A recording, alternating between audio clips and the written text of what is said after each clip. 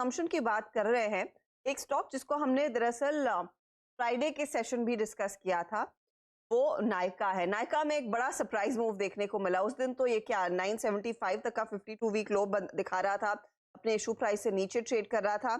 आज कुछ positions retrace हुई हैं, अभी भी हालांकि 1100 के नीचे ही है।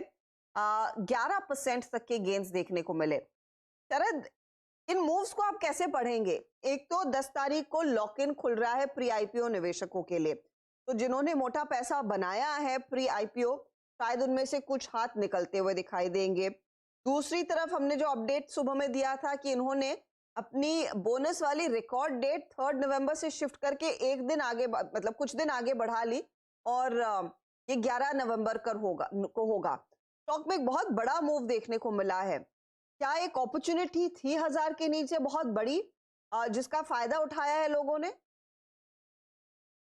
नहीं, देखिए मेरा ये मानना है कि बहुत बड़ी अपॉर्चुनिटी कुछ नहीं है। ऐसे स्टॉक्स में आपको बहुत सारी अपॉर्चुनिटीज ऐसे मिलेंगी जहाँ पे ये ओवर द नेक्स्ट 1-2 साल अपनी स्पेस बनाते हैं, क्योंकि कंपनी ने डाइवर्सिफाई बहुत सारी चीजों में किया है। बट अर्निंग्स के हिसाब से जो कोलैप्स आया है, आप समझिए FY24 में हम साल के शुरू में लगभग 12-13 रुपए की अर्निंग एक्सपेक्ट कर रहे थे, अभी वो एक्सपेक्टेशन 6 रुपए पे आ गई है।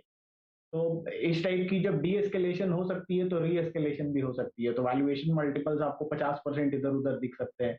जो अभी आपको लग रहा है कि शायद 100 पे वैल्यूड है, वो हो सकता है अगर ये नंबर्स इस तरीके से रैंप अप होते हैं तो वैल्यूएशन मल्टीपल 40-50 पे आ जाते हैं। और अब नॉर्मल ग्रोथ रहने वाली है, नए प्रोडक्ट्स में कंपनी लगातार एनहांस कर रही है। अगर कोई भी प्रोडक्ट, चाहे वो आपका अंडरगारमेंट्स हो या कुछ भी हो, वहां पे अगर इनर वियर हो, वहां पे अगर वो बहुत बड़ी तरीके से एक्सपैंड कर पाते हैं अपनी स्पेस को, तो वैल्यूएशन अपटिक किसी भी सेगमेंट से आ सकती है। तो ये एक जनरली एक तबका है इन्वेस्टर्स का जो इस तरीके की फॉरवर्ड 2-5 साल की स्टोरीज पे बेट कर सकते हैं।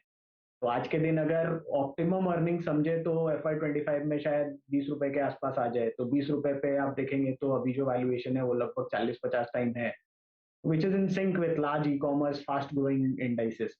बट अभी जो नंबर्स की एक्सपेक्टेशन है वो ये है कि 11-12 रुपए अर्निंग आएगी, तो 11-12 रुपए की अर्निंग के हिसाब से अभी भी महंगा है। तो ये डिपेंड करता है कि आपका व्यू पॉइंट क्या है इन स्टॉक्स में।